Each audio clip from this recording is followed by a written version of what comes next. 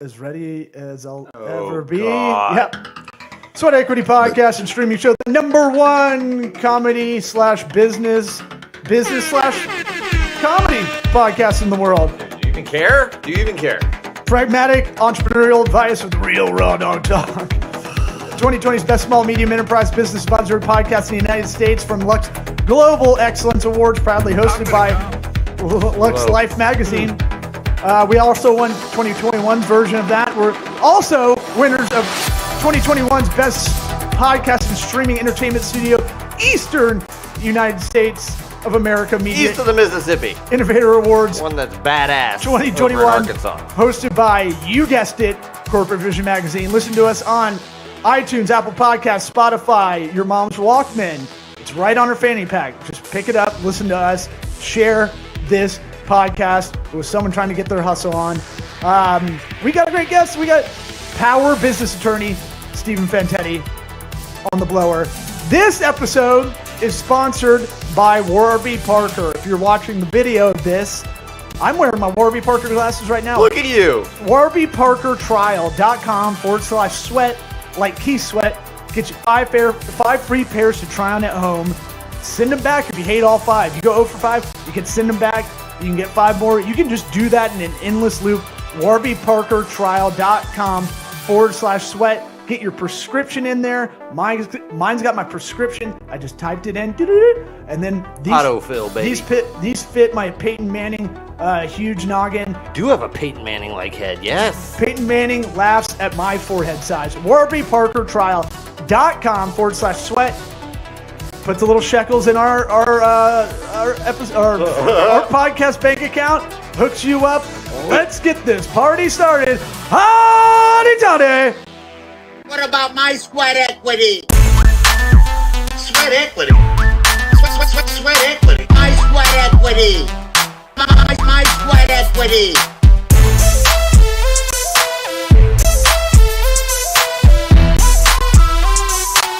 Sweat equity. What about my sweat equity? Power business attorney, M&A specialist. What else? Life coach. Sweater wearer. Fancy sweater wearer. Real nice Life sweater. coach. Yeah, but you're de facto life coach. How about that? You're not one of those. I realized that could be a pejorative as I was saying it. I was like, every life coach You're I've my met, hero, bro. every life coach I've met, I'm like, I would commit suicide if you were my life coach. You would fail at it. You want to live how to live, bro? FantettiLegal.com. Any other plugs, sir? I was gonna say all the stuff I do you don't remember after all this time. Nah, I'm trying to find that intro, man. I wrote an actual beautiful intro one day, and I couldn't find it. I couldn't find That's it in my okay. Evernote. We're not here for an intro. So what's going on with you guys? How are you? It's been a while. I know. We need you as a resident guest. You know, I'm ready. I've been hoping. I've been waiting to get back on. I appreciated the call when you got me on the blower, as you called it, from Succession, as they say the other day. Well, yeah. we were both at the Bucks game, and last night didn't get Monday Night Football high five Top Gun style, but yeah, or Redskins style. Didn't they do one like that? Huh? Washington football team as a celebration? No, the Redskins. Irving Fryer, didn't he do like a high up? High five in the air and then slap on the ground. Man, that's a deep pull. Do you remember Irving Fryer's touchdown celebration dance? That's what the ladies call me. You don't like football? Yeah. What? Yeah, so Locke called me even after the game. We're talking, and he's like, "You ready to do the pod tomorrow?" I was like, "I'm as ready as Kendall Roy to take over the company." Don't ruin season 3. I'm not there yet. I'm catching up. No, my bad. Oh, well, we can't even talk about it then. You don't even know what's about to happen. I know. You were secretly watching it. I wasn't secretly watching it. You've never been like, hey, Succession's a good show in the last 2 years. You don't listen to a word I say. What? Ever. What'd you say? I would talk about it all the time. And I was like, I guess he just doesn't like it. No, I probably just hadn't listened to it yet, so I purposely just shut down like my kids. Right. And by the way, congrats. I don't think we've said it on the show, but, second kid, you're doing a lot of stuff. How about any tips for the entrepreneur that is they got kids going and how to balance that out? Switch to man to man. I would say you have to sacrifice a little bit of sleep to get your business done. I know that's not what people want to hear, but I'll just be straight up honest with you. At the end of the day, if you want to make gains and strides, got to sacrifice a little bit of sleep. You got to get that extra work done, burn the midnight oil when everybody else is sleeping, and it'll pay off. Trust me. Yeah. You lost a lot of people at sacrifice. Yeah. And less sleep? No. I mean, I sleep like Anne Frank, so my problem is trying to get on a regimen, or how I assume she slept.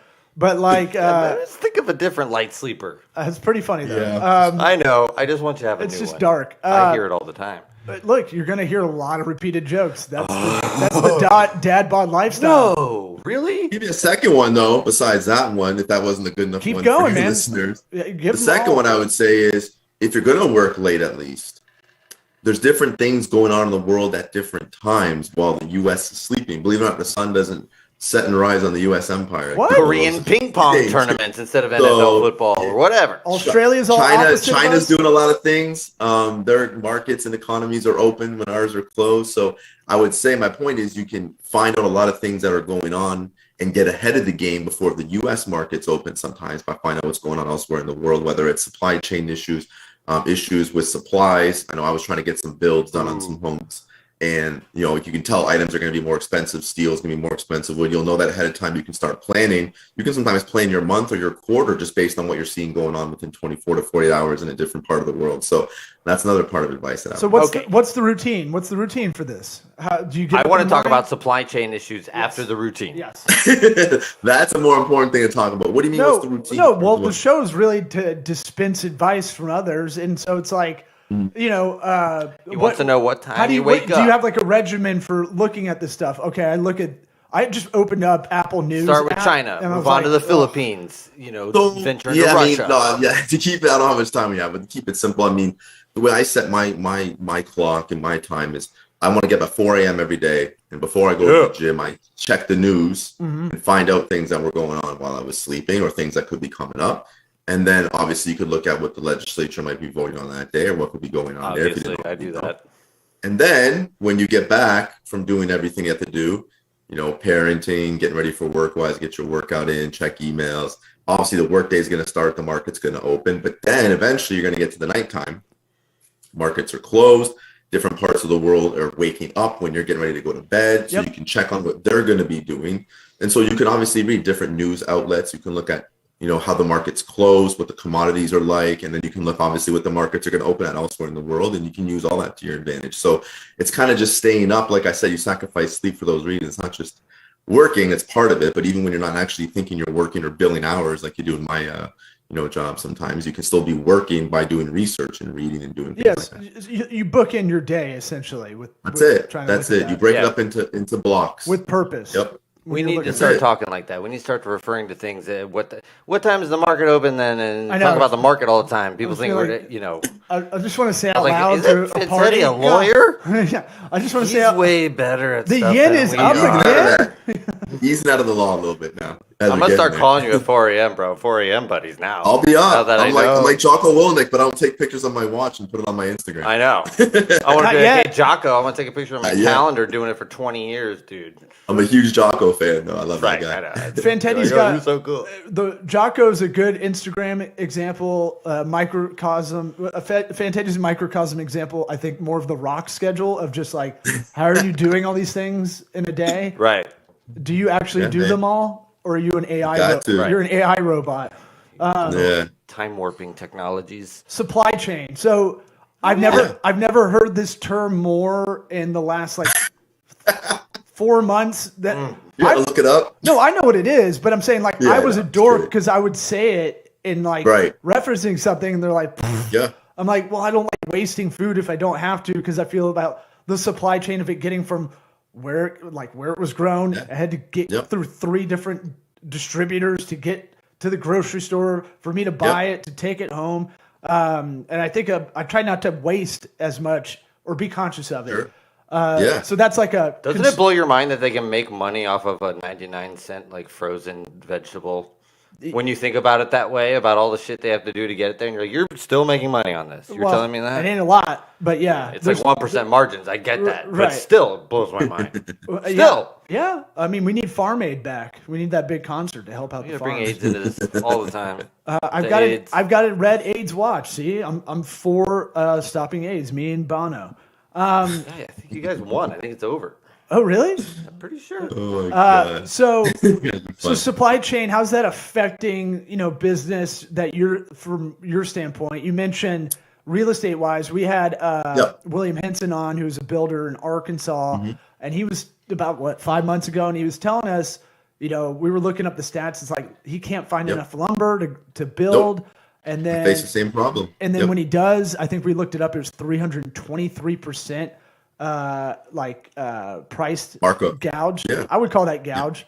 But the market demands what the market demands. So, whatever. Yeah. I guess I don't know if you want to call that a market demand. I guess if you say inflation is a market demand, I guess it is. It does have to do also with supply and demand, because obviously supply is going to be obviously inverted with it. So, you're right.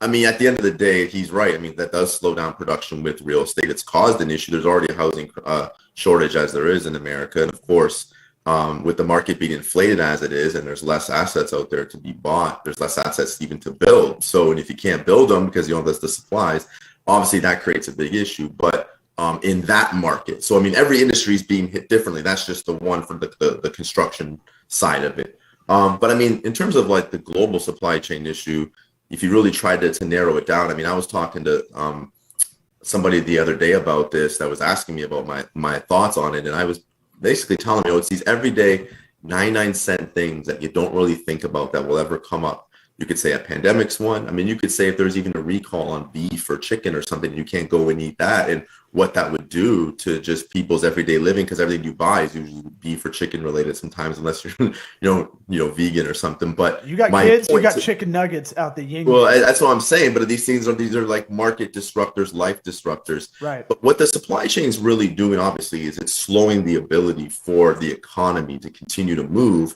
at a rate where you don't have inflation. Because again, when goods are scarce, people know they can jack the goods up on them, or the price up on them, because people have no choice to get them. If there's a lot of them, then obviously that price comes down because that demand isn't there. And that's simple economics 101. But what we're seeing, the main root cause of this, which is an argumentative point with the root cause, but I think there's several you could point to it. One of them obviously had to do with the pandemic. There's a lot of international trade and shipping that occurs, where a lot of these people coming from these countries that are involved in that logistical type transport that aren't vaccinated. And so they're going to come to the border sometimes, and they can't unload or unload because they're in a country's port where they're not vaccinated. They have to keep their ship out in port until they can have somebody else flown in that actually is from their country and is available to work and familiar with the goods and has the type of authority to sign bills of lading and all these different things when these transactions occur, or to even do the reviews or inspections of goods when they come off. So a lot of that was causing problems and has caused a big delay. So that's only one factor of several others. Not to mention on state level, I didn't realize that there's mandates on a state level, because I kind of just got COVID news fatigue. Sure. And everybody did. Yeah. So it's like, I didn't know. I was working with a client, and they're like, we had a mandate in October. Yep. We couldn't, half our staff couldn't be in office. And it was like, ooh. And that's what those numbers mean. And states have a lot more power with a lot of those kind of mandates. Federal level doesn't really do it as much as doesn't have as much power on it like a everyday level for. There was no federal legislation. The states were in a situation to obviously dictate their own laws. Because it'd be unconstitutional, right? Yeah. Yeah, the 10th Amendment obviously gives the states the rights to govern where the federal government has not already. So yeah, I've got it tattooed on the lower small of my back. I know. There you go.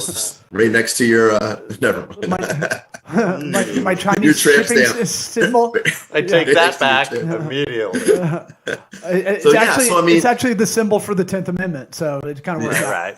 Right. So yeah, that's a little bit of back. There's a couple other issues. There's some issues there's some border disputes and things coming in. There's issues with tariffs that still are outstanding. And then obviously, you have your own geopolitical issues when there's certain goods that can't move the way they want. Gas is one of them, which we're seeing now. You saw on the news today, right, that the U.S. wants to tap the SPR to try to make sure that they could try to bring down the price of gas. So they're going to tap into the strategic petroleum reserve that the U.S. has. Take oil and gas out of the U.S. that it's already storing, which it's not technically supposed to use. It's more of a safe hold, but they're going to use that to try to help with the shortage and try to bring the price down. Whether the Biden administration is doing that for political reasons or they're doing it to really just help out the economy, that's a whole different side. Go back to SPR. Sure. Strategic Petroleum Reserve. Yeah. Right. So that's been going on since OPEC was created OPEC, and when the U.S. Googling even in the 50s, in the 50s when they really started doing drilling in the Middle East, the U.S. realized that they have the ability when they made a lot of their, allies over there. Some of those governments were probably put in place by the CIA. I think that's kind of already been heard. And they were able to pump a lot of oil and gas out of the Middle East. And the United States realized they may not be able to do it. They may not be able to obviously do it forever. So they might as well start storing a lot in the U.S., created the SPR for that reason, to reserve a lot in the event that there is ever types of embargoes and things like we saw under the Carter administration in the 70s and stuff. So once the Gulf War happened and the U.S. realized that we're going to have a good enough of a foothold in the region to get oil, they were able to start storing more and more barrels of oil in the United States. But that's what it's there for, is to help in situations like this, if this is one of those grave situations where they really can't bring oil in from overseas. So, wasn't it like that thing that we actually get most of our oil from Canada, right? Part of it too. I mean, there is that. I mean, some of those pipelines are being blocked. If you haven't already heard about that, a lot of it even comes from the Alaska and up northern regions as well. You're the dual citizen. I go to you for this. Well, there's a lot of environmental groups. Remember, even Obama was trying to help get that passed, and people were trying to block it. I mean, you even saw that with the infrastructure bill. There was people who were voting against that, Democrats as well. Ilhan Omar and Cortez and all that whole block. Talk to us like we're five. What is the infrastructure bill? So the infrastructure bill, there was a $1 trillion infrastructure bill that President Biden and his administration just passed in Congress. Like that. What it was for, no, it's good. This is a good bill. This should have been passed a while ago because the United States has bridges, roads that are failing. From the 50s and 60s, right? A lot of I've noticed. Right. This bill puts that money back into the economy, will create jobs, will obviously be able to help fix some of this failing infrastructure in the U.S., which is important. But I mean, some of these representatives in Congress were voting against it because they didn't think there was enough, green type aspects to it, where what they were going to be doing in terms of the actual work itself or anything being built or the products being used or, how much gasoline is going to be used to run all the machines and things like that and excavators, whatever, it wasn't green enough. I think that's obviously a concern you have, but I think you got to fix what's really broken first to really make sure you can even be around much longer, to even, deal with other types of problems. So you want to work big to small? That's not how government does it. No, I think you have to sometimes look at it a different way. I mean, this had to be done, but people are voting against it. But again, like any other bill, there's going to be other issues in them. I mean, they had a cryptocurrency tax amendment attached to this. I heard about that. They're trying to tax crypto. What? Yeah. Because it's like this bill started taking on a mind of its own. It's important. It's alive. If something's like lucrative enough, the government's going to be like, "Hey, what's up?" Like, there's a sales tax. I realized I hadn't talked about it on air, but I forgot about this. Every time I buy something online, there's like a sales tax on it for the state. And I'm like, oh, that really got initiated and they're making it every sale. You make sure that ain't on us. That's a digital sales tax for e-commerce stuff. And I was like, whoa, shit. Okay. They're going to get it all, baby. I know. It's just one of those things. It's like, ooh, there's a lot of transactions going on, and we should have some of that because it's a way to get revenue. I don't know if it'll be enough, revenue the government's looking to get from it, but I think it's a smart thing to do. Again, it's like any other thing under the tax code. It's a realized event. You'd have to do a marginal tax. It issues a tax if you made any money off of crypto in the year and sold. And that's exactly right. And the government's just making sure that aspect's being protected, and they should use some of that money to obviously help with the infrastructure. They can use less money from other taxpayers and doing that and people that are in that space. Obviously, I think that's obviously worth looking into, just like they would tax anything else. But yeah, I mean, like I said, that infrastructure bill is good for America. I think it's something that's been needed for a long time. I actually thought the Trump administration was going to pass one because he was such a builder.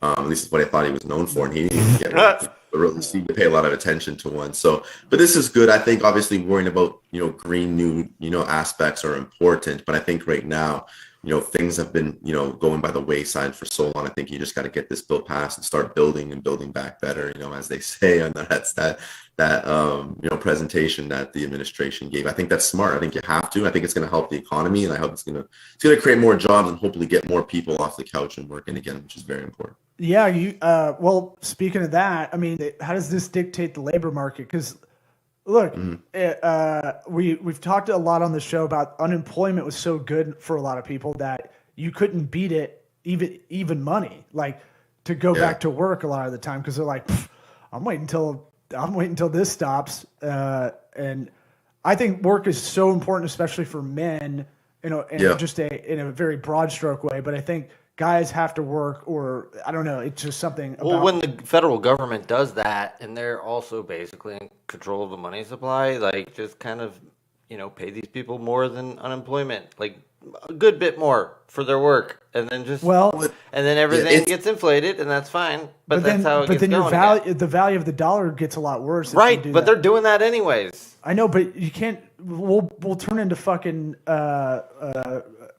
What's Venezuela? No, I'm just saying the people that they're hiring for these jobs, they pay them well. They pay them even more than what's expected. It is interesting though, because it's funny, if the labor market's supposed to be opening up more, and you'd think that as you go into a new year, there's going to be more opportunity when you have bills like this being passed and different types of industries growing. And a lot of people weren't working. I mean, the unemployment rate's still low, where it's supposed to be. If it's hovering around 5 or 6% or even below that, you're really in a good space considering coming out of a pandemic, or at least at the very tail end of it, hopefully, is where we're at. But what some people are failing to realize, some are really realizing it because I see it every day, that the worker right now has the most leverage than it probably ever has in a long time. Mm-hmm. Yeah. Right now, wages and salaries for positions have gone up. People are leaving jobs left and right because they can get higher salaries somewhere else. There's good and bad to that. It's good that the worker has that freedom of choice and the ability to make more money in their own rational pursuit of their own profits, of course. But at the same time, I would caution them to be very careful to not just chase the dollar despite a higher salary being better, because a lot of those people, when the economy does do a course correction, they will be the first ones on the chopping block if they have bloated salaries, so that companies can keep stay afloat. Who's this new guy? Well, so I would just caution, it's important if you are someone who has obviously a 9-to-5 job and you're in that space and you're looking for the next salary, you see your friends skipping jobs to go chase that higher one.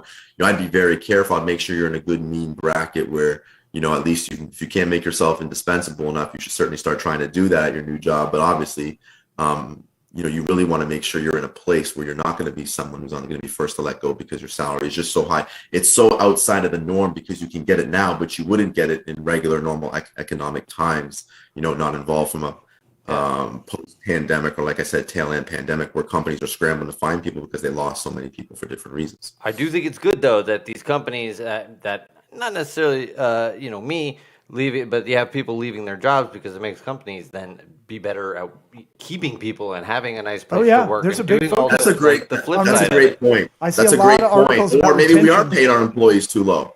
Right. I mean, or that. Exactly right. Exactly, step it up. It's good that these things come in waves in a way, because it makes you kind of tighten up. Like, the crash of 08, 09 or whatever year we're calling it. Like, it was terrible. It was devastating for a lot of people, but it made kind of everybody go like, I need to get my shit together. Corrective. Yeah. And so I feel like COVID in a weird way is kind of like that. I wish it was more health related to kind of be proactive in that way. Because you want to talk about where we can find money. You can take it out of like the $40 trillion healthcare costs that are avoidable, voluntarily. But if anybody wants to listen to episode 333 with Orlando Haynes, he's like a badass recruiter. He came on and was talking about in the kind of white collar jobs right now.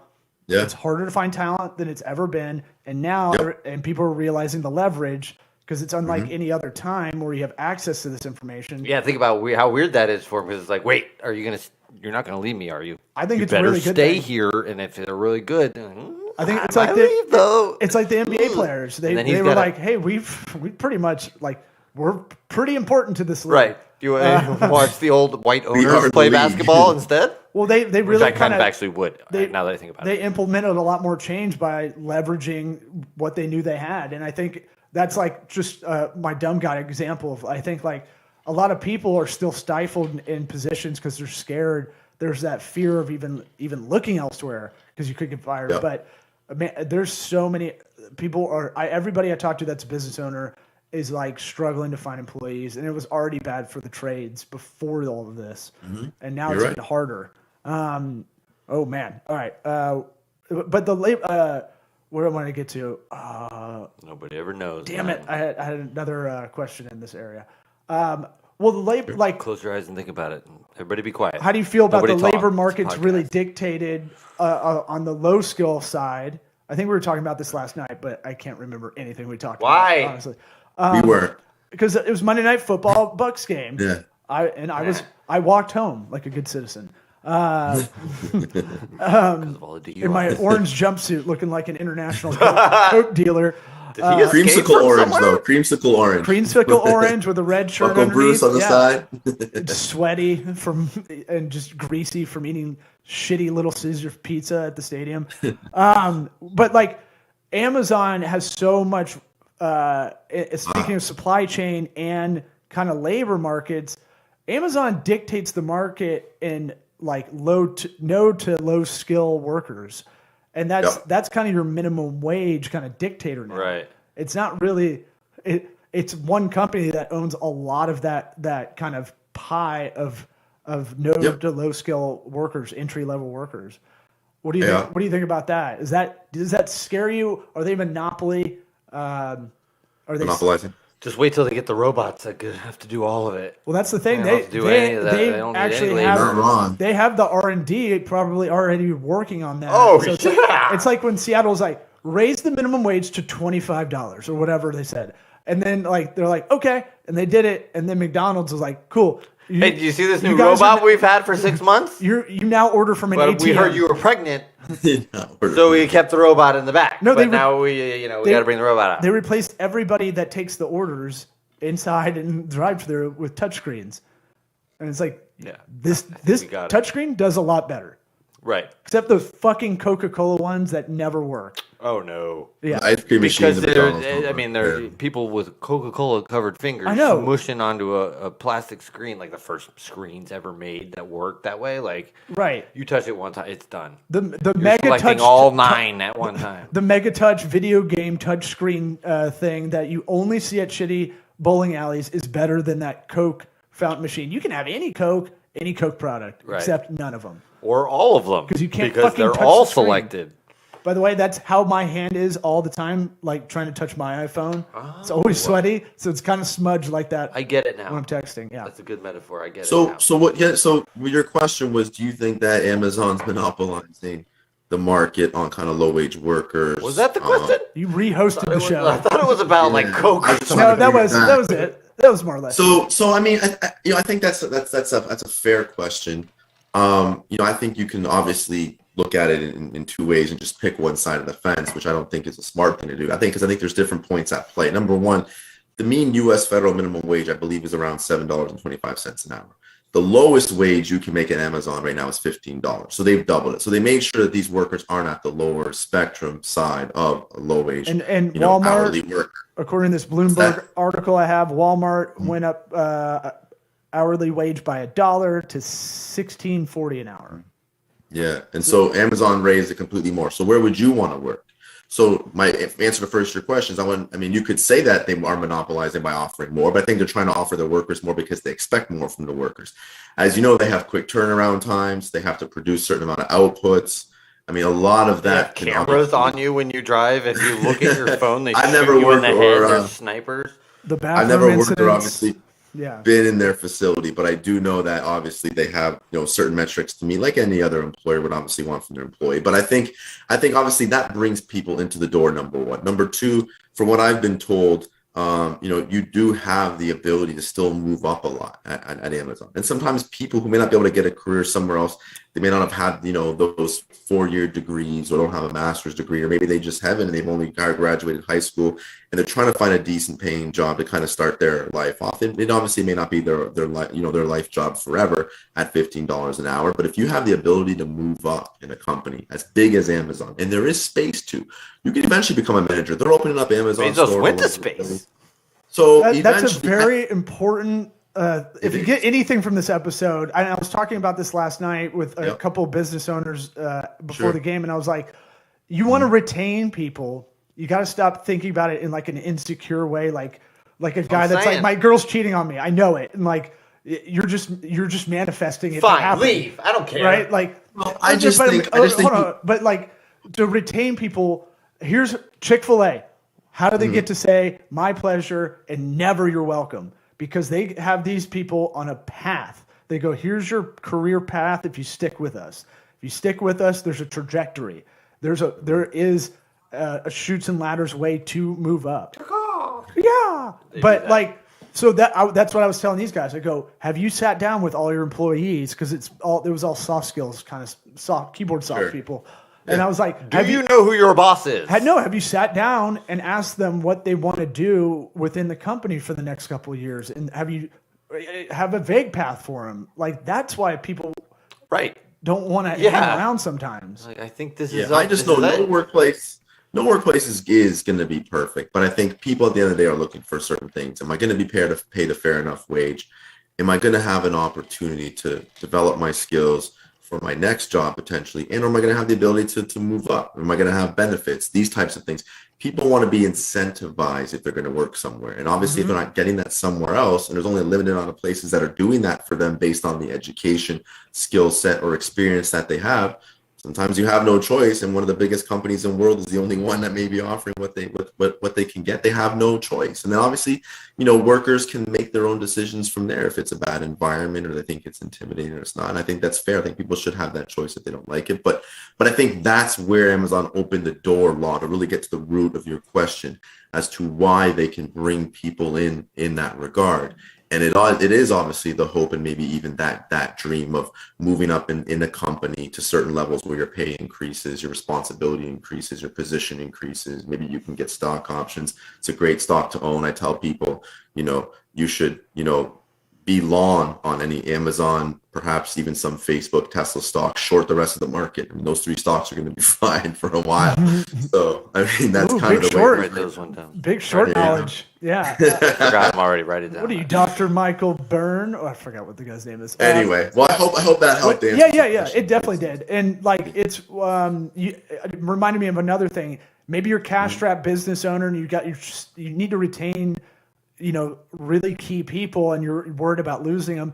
Just look at Maslow's hierarchy of needs and go to those like kind of 2 bottom rungs and just try to look at some of that as like, these are free things you can, hey, good job on this. Cosmic hug. Wait, I like it. Grade 10 sociology class references, and I love it. Good job. It all goes back to the basics. I like that. But it all goes back to that in a lot of ways. You get so granular on what you're doing sometimes with the company, managing it, all this stuff. You do have to take a step back and take that unreflected life is not worth living kind of business style on it and go like, okay, am I congratulating wins?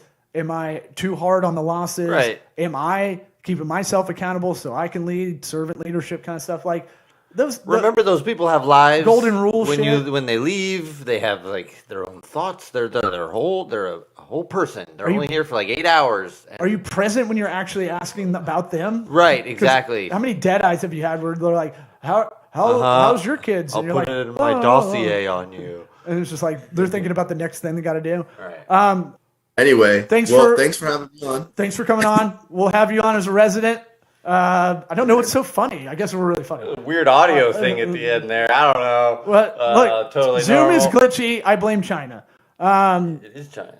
Fantetti, appreciate you coming on. Let's hang out soon, man.